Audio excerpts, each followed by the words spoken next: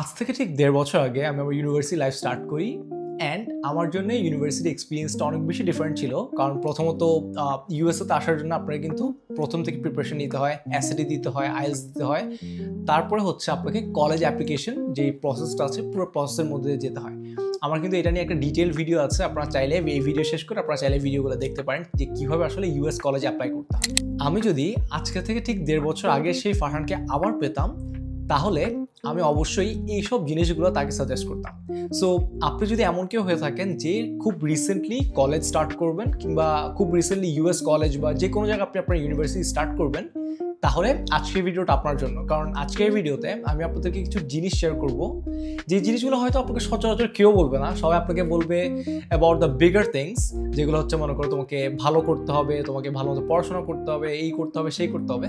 কিন্তু এইসব বিষয়গুলো, এইসব ছোট্ট সূক্ষ্ম বিষয়গুলো যদি আপনি না মাথায় রাখেন, তাহলে আপনার জন্য কলেজ লাইফটা অনেক হেক্টিক হয়ে যাবে, কিংবা কলেজ লাইফের যে আসলে মেন এক্সপিরিয়েন্সটা, ওই এক্সপিরিয়েন্সটা আপনি এনজয় করতে পারবেন না। So without any further ado let's start the video. আচ্ছা, আমি বারবার কলেজ বলছি কারণ ইউএসএতে কিন্তু ইউনিভার্সিটিকে মূলত কলেজ বলা হয়, এবং আমাদের যে আমরা এইচএসসি কিংবা এইচএসসি পর্যন্ত আমরা যেটাকে কলেজ, আমাদের দেশে আমরা যেটা কলেজ বলি, ওরা এখানে সেটাকে হাই স্কুল বলে। So it's kind of different. So আমি যখনই কলেজ বলি আপনারা তখনই ধরে নেবেন যে আমি আসলে ইউনিভার্সিটির কথা বলছি। কলেজের ফার্স্ট ইয়ার একটা অন্যরকম একটা অভিজ্ঞতা, কারণ এখানে আপনার কোনো ধরনের টিচার থাকবে না, এখানে আপনার প্যারেন্টস থাকবে না যে আপনাকে বলে দিবে যে এইটা করো, পড়তে বসো। Because by the time you join college, তখন কিন্তু আপনি অলরেডি ইনাফ ম্যাচিউর, কিংবা আপনি তখন অ্যাডাল্ট হয়ে গেছেন যখন আপনি আপনার নিজের ডিসিশনগুলো নিতে পারবেন। So everything is on you. আপনি কি আদৌ টাইম ওয়েস্ট করবেন, বা আপনি আদৌ ফ্রেন্ডসদের সাথে সারাদিন হ্যাং আউট করবেন, নাকি কি করবেন, সবকিছু at the end of the day আপনার উপর। ইউএসএতে আসার পর ফার্স্ট সেমিস্টারে আমার সবচেয়ে বেশি প্রবলেম হচ্ছিল টাইম ম্যানেজমেন্ট নিয়ে। বিকজ একটা জিনিস কি, কলেজ লাইফে টাইম হচ্ছে ইস কাইন্ড অফ পকেট মানি। আপনার মনে হবে ইটস আনলিমিটেড, কিন্তু এখানে একটা অনেক বড় লিমিট আছে। সো আপনাকে খুব ভেবে চিন্তে আপনার সময়টা ব্যবহার করতে হবে যে আপনি আসলে কোথায় টাইম ইনভেস্ট করছেন। আমি আসলে অনেক বেশি টাইম ম্যানেজমেন্ট নিয়ে স্ট্রাগল করছিলাম আমার ফার্স্ট সেমিস্টারে, কারণ আমি আসলে মিলাতে পারছিলাম না কখন অ্যাসাইনমেন্টস করবো, কখন আসলে ফ্রেন্ডসদের সাথে হ্যাং আউট করবো, কিংবা কখন জিমে যাব। সো সব কিছু মিলে আমার কাছে অনেক বেশি হেক্টিক মনে হচ্ছিল।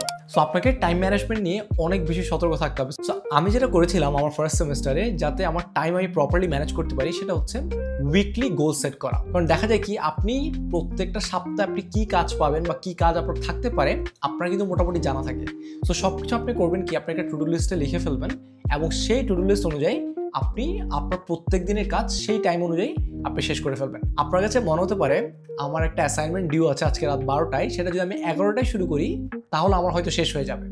কিন্তু বিশ্বাস করেন, যখন আপনি আপনার অ্যাসাইনমেন্টটা 11টায় শুরু করবেন, তখন দেখা যায় কি, সেটা শেষ করতে করতে এনজাইটি প্লাস স্ট্রেস মিলায় আপনার ডিউ ডেট ক্রস করে ফেলে। So it's always better to start early.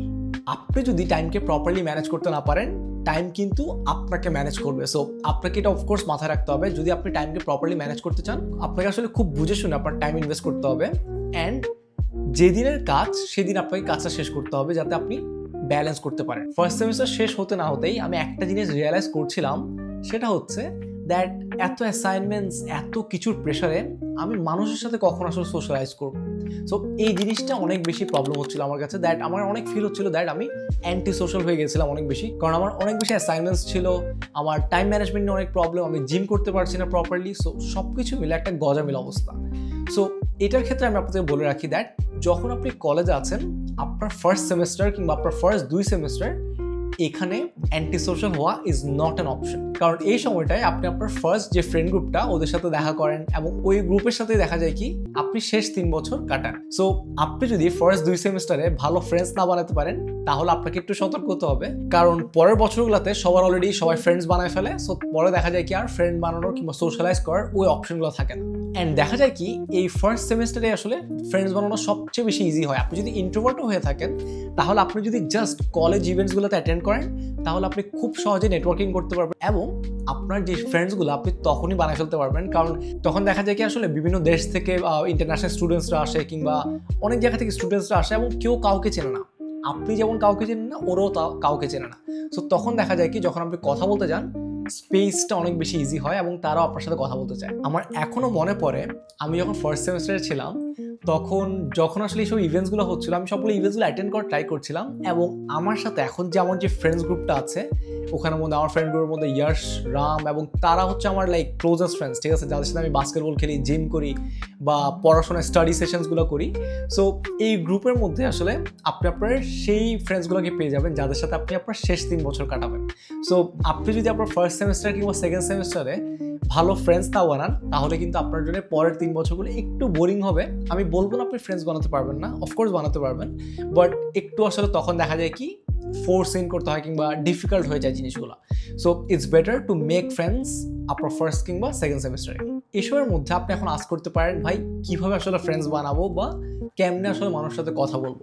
So দেখেন, সবসময় একটা জিনিস হয়, যখন আমরা কারোর সাথে ফার্স্ট টাইম কথা বলতে যাই, একটা ইনিশিয়াল একটা অকওয়ার্ডনেস কাজ করে, যেটার কারণে আমরা আসলে থতমত খেয়ে যাই যে তার সাথে আমি কী কথা বলবো। সো এটার জন্য সবচেয়ে বেস্ট জিনিসটা হচ্ছে always try to keep a pitch ready. For example, my name is Farhan and I'm studying here. I'm from Bangladesh. I'm an international student here. So আমার মেজর এটা, তুমি কি পড়াশোনা করছো? সো আপনি যদি ঠিক এই কথাগুলো দিয়ে আপনি একজনের সাথে হ্যান্ডশেক করে কথা বলা শুরু করেন, তখন কিন্তু সেও আপনার সাথে ঠিক একইভাবে কথা বলবে। অ্যান্ড এইসব ছোটো ছোটো স্মল টক থেকে কিন্তু আপনার কনভারসেশনগুলো স্টার্ট হয়, রিলেশনশিপসগুলো স্টার্ট হয় এবং আপনার লাইফের বেস্ট কানেকশনসগুলো এখানেই বিল্ড হয়। অ্যান্ড ট্রাস্ট মি, আপনার এই 10 সেকেন্ডের কনফিডেন্ট ইন্ট্রোডাকশনটা তাকে আসলে বলে দিবে দ্যাট আপনি তার সাথে কথা বলতে ইন্টারেস্টেড, এবং তখন দেখা যাবে কি সেও আপনার সাথে কথা বলতে ইন্টারেস্টেড হবে। সো একটা জিনিস কি আপনার মাথায় রাখা উচিত যে আপনি সবসময় মাথায় 3-4টা কোয়েশ্চেন রাখবেন।